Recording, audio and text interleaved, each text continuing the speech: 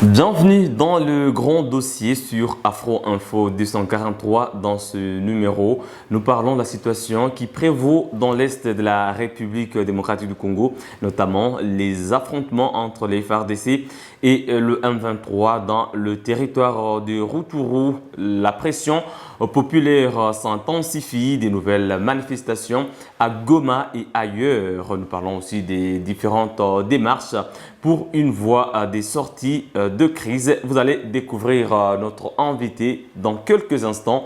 Mesdames et messieurs, restez avec nous.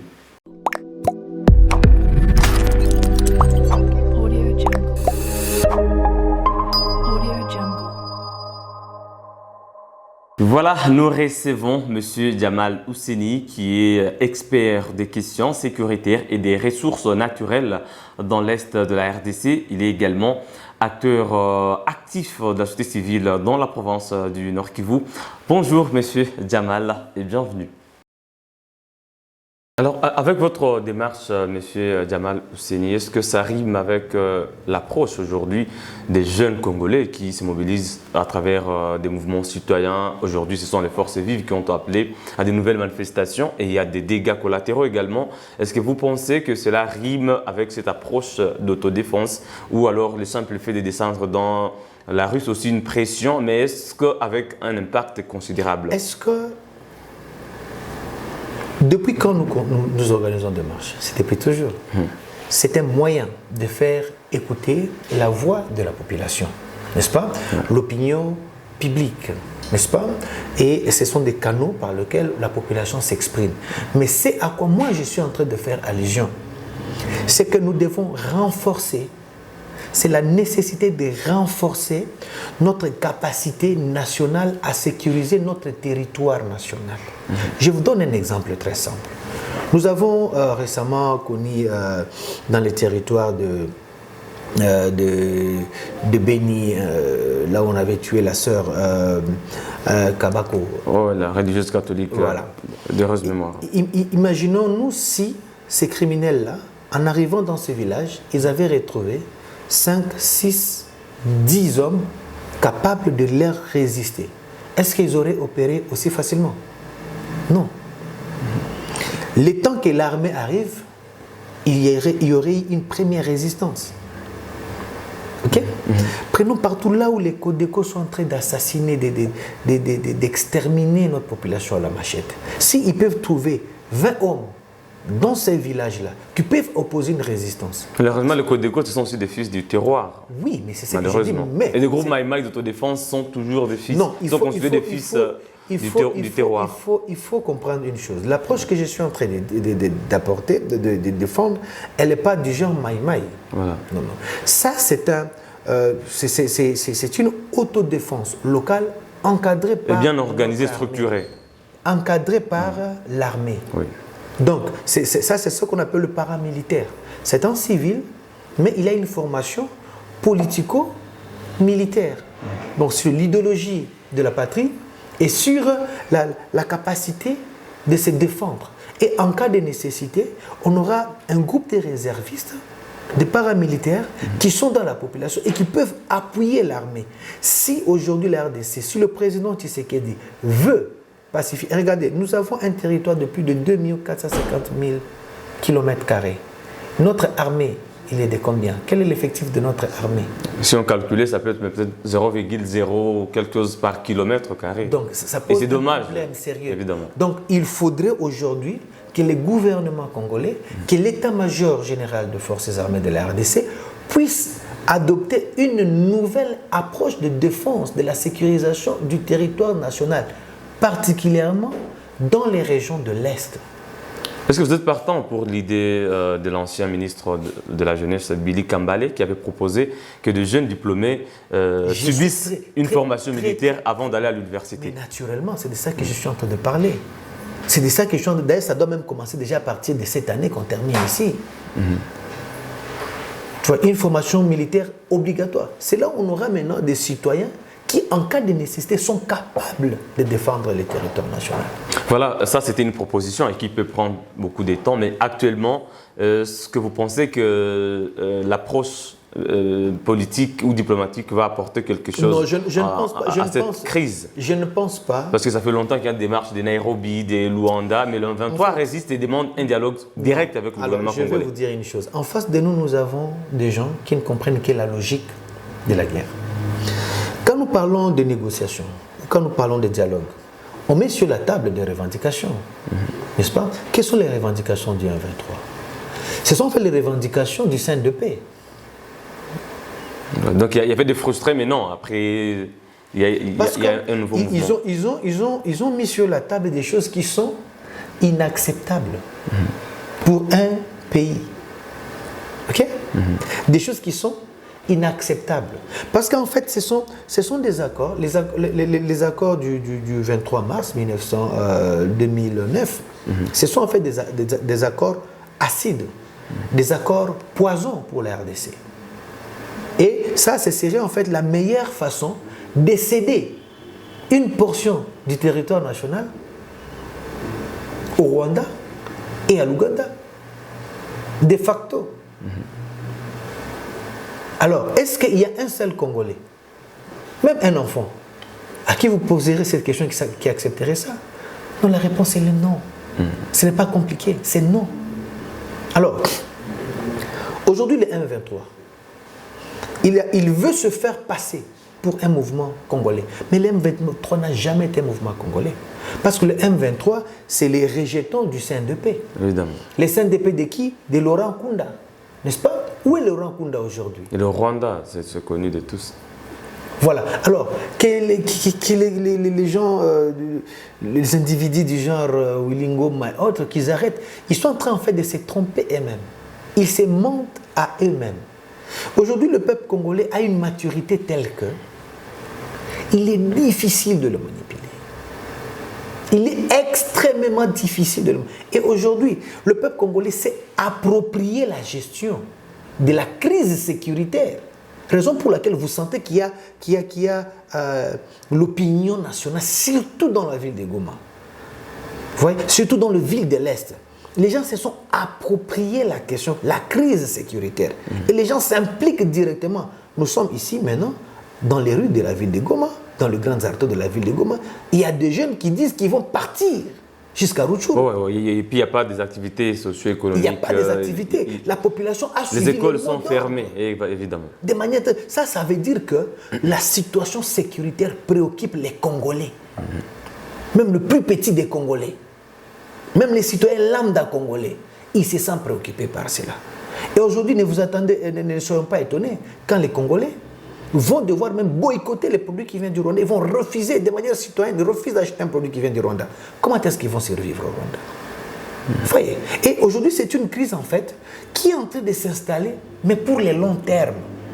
Et l'instigateur, les créateurs de cette crise, c'est un individu. Le créateur de l'instabilité dans la région des Grands Lacs, c'est un individu, un certain Paul Kagame, qui a pris en fait en otage tout un peuple, le peuple rwandais.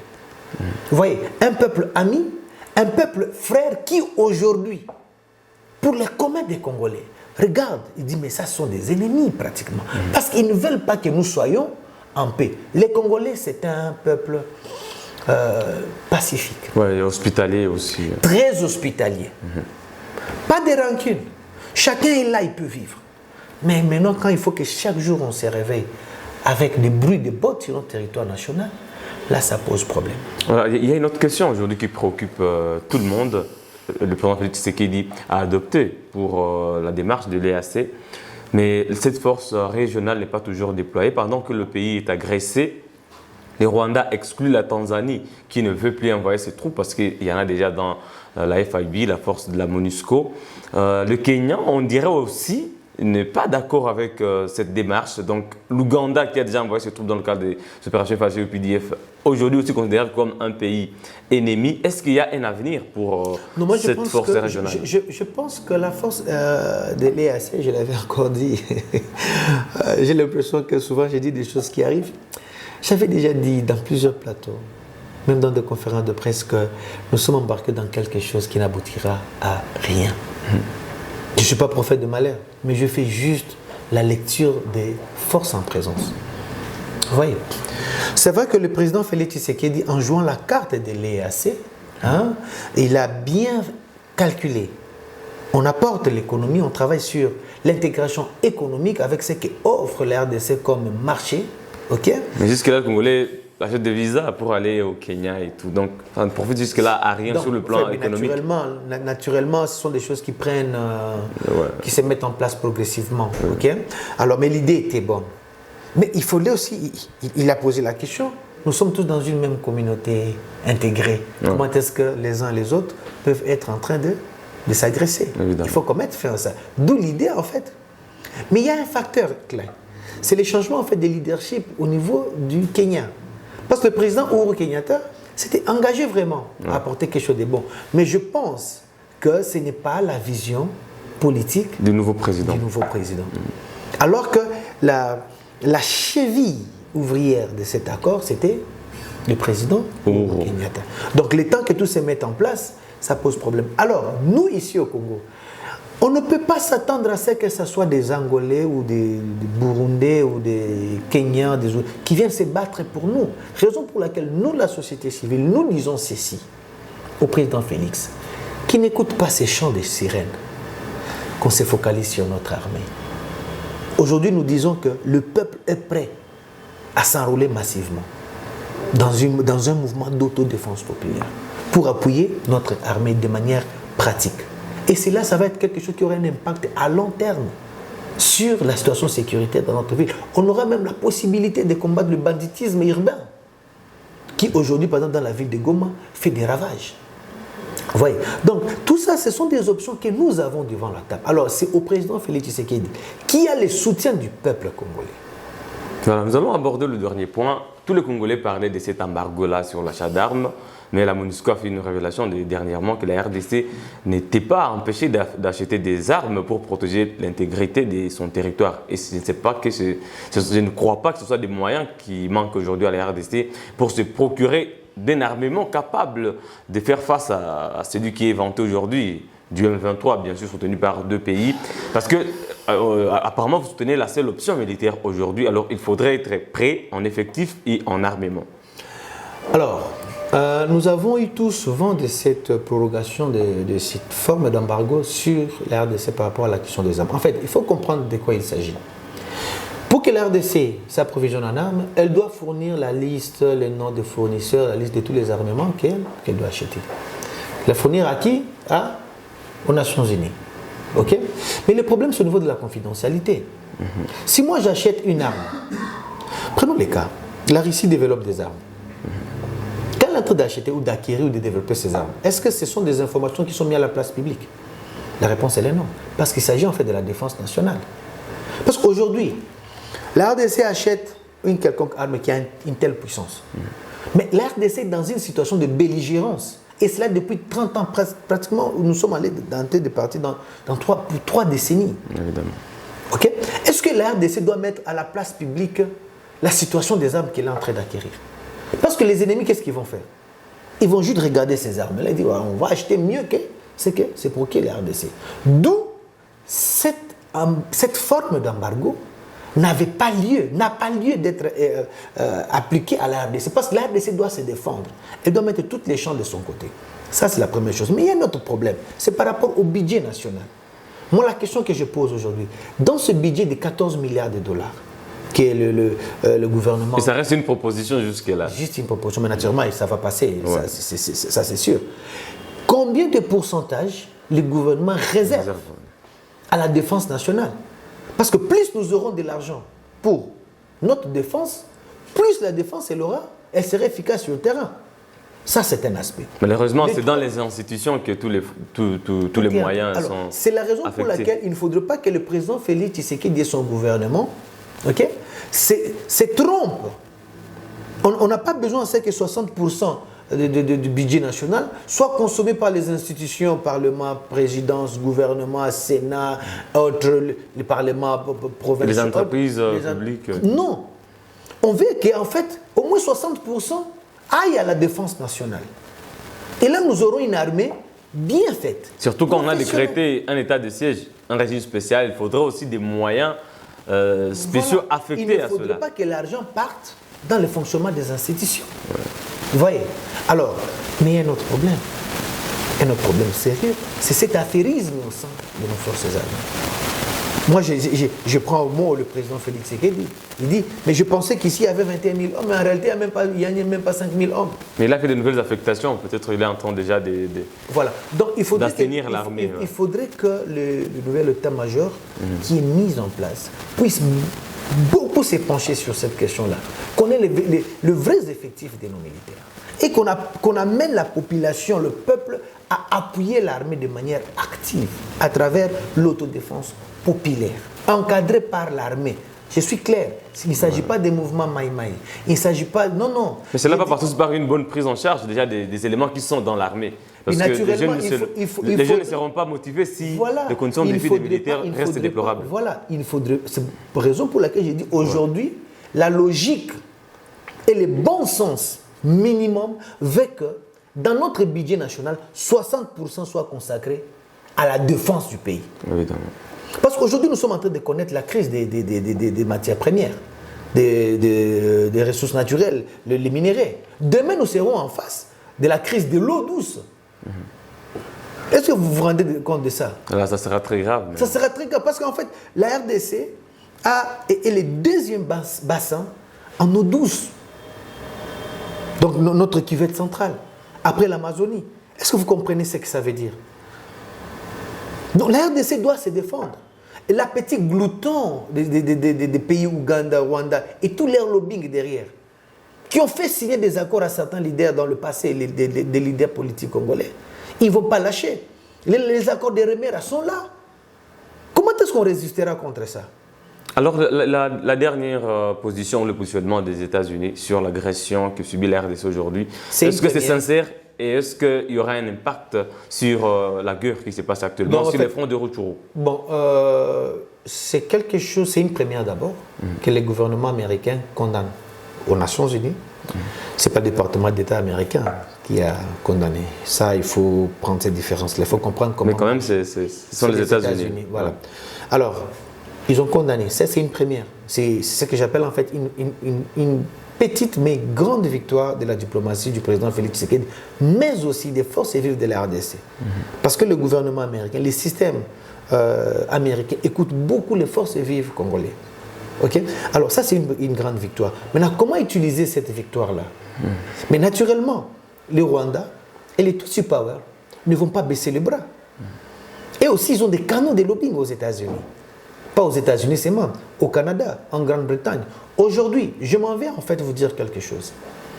Que ce soit la France, que ce soit les Nations Unies, que ce soit les États-Unis, que ce soit la Grande-Bretagne et toutes ces puissances occidentales, ils sont en train en fait de laisser, ils ont donné un laisser-faire à Paul Kagame pour commettre des atrocités en RDC parce qu'ils veulent en fait garder une conscience plus ou moins tranquille par rapport au génocide de 1994 au Rwanda. Et ça, je pense que ça, nous devons dire que c'est fini ça. Le Congo a suffisamment payé de la bêtise de la communauté internationale au Rwanda. Le Congo n'a jamais été partie prenante au génocide du Rwanda. Jamais. Alors, le Congo ne doit pas subir ces affres-là. Lorsque nous écoutons le gouvernement, les États-Unis condamner le Rwanda ouvertement par rapport à l'agression derrière les M23, c'est une bonne chose. Mais nous avons besoin en fait des actions concrètes. Et j'en appelle au secrétaire général des Nations Unies, M. Antonio Guterres, qui dans son dernière interview a été incapable, alors que les journalistes lui posaient la question de manière simple, d'où ils sont approvisionnés en âme, il était incapable, il dit non, juste de quelque part. C'est honteux. Mais ce n'était pas lui le répondant quand même. Non, mais c'est pas lui qui approvisionne directement le Rwanda ou le M23. Qui Antonio Guterres. Non, mais Antonio Guterres, on lui a posé la question de savoir d'où parce qu'ils disent que non, les M23 ont des armes hyper. Qui finance? Attendez, la guerre coûte cher. Hein? Vous savez combien coûte une cartouche? Ils disent que les Rwandais, le M23 a des armes sophistiqués, plus que même ceux de la MONUSCO. Okay, et des FARDC les FARDC combinés. Ouais. Ok, on est d'accord. Ils s'approvisionnent d'où? Où est-ce qu'ils tirent l'argent? Il dit, ça vient sûrement de quelque part. Mais ça, c'est irresponsable pour un homme, un secrétaire général des Nations Unies. Et c'est la raison pour laquelle nous disons, nous, société civile, nous disons aujourd'hui que ce monsieur-là, ils ont donné une carte blanche à Paul Kagame pour agir comme il veut. Mais c'est fini ça. Voilà, ça sera fini parce qu'il y a un éveil de conscience. Le peuple congolais dit non à ça. Raison pour laquelle, moi j'ai dit aujourd'hui que le président Emmanuel Macron est responsable de ce qui est en train de se passer ici en RDC, avec l'M23 aujourd'hui. Parce que lui aussi, voulant se donner la bonne conscience, la France voulant se donner la bonne conscience, est en train de laisser faire. Ils sont incapables de prononcer n'importe que quelque chose pour dire non, non, non, s'il vous plaît, arrêtez d'abord. Parce que nous sommes dans la communauté des nations. La RDC n'est pas un paria. Non, la RDC fait partie du Conseil de toutes les nations, il est membre des Nations Unies. Voilà, c'est au Congolais de se prendre en charge, M. Jamal. Vous avez déjà proposé une très bonne démarche. Attendez, c'est au Congolais de se prendre en charge. La formation de jeunes pour une autodéfense également. C'est bien. C'est pertinent. Oui, oui mais c'est bien. Mais attendez, le Congo n'est pas seul. Ce n'est pas un paria. Le Congo n'est pas... Qu'est-ce que je peux dire? Le Congo n'est pas une force négative dans le monde qu'il faut abandonner à son triste sort. Non. Nous avons besoin d'une condamnation ferme de toute la communauté internationale au régime de Paul Kagame, avec des sanctions claires. Parce que les crimes que le Rwanda commet en RDC depuis 1996, sont indescriptibles. Pourquoi est-ce qu'aujourd'hui ils sont incapables de faire ressortir le rapport mapping sur la RDC? Pour qu'il y ait enfin un tribunal pour les crimes commis en RDC. Pourquoi? Parce qu'ils veulent se donner bonne conscience. Vous voyez? Parce qu'ils veulent se donner bonne conscience. Mais ce temps-là est révolu. Aujourd'hui, le peuple congolais est réveillé. Cette grande nation qui est le Congo se réveille. Voilà, je pense que c'est sur cette note que nous allons clôturer cette émission. Nous étions avec M. Jamal Ousseni, qui est expert des questions sécuritaires dans la région. C'était un plaisir de vous recevoir pour la première fois sur ce plateau. Le plaisir est partagé. Je tiens aussi à vous féliciter pour tout le travail que vous Merci beaucoup, chers abonnés. On se fixe un nouveau rendez-vous d'actualité. À très bientôt.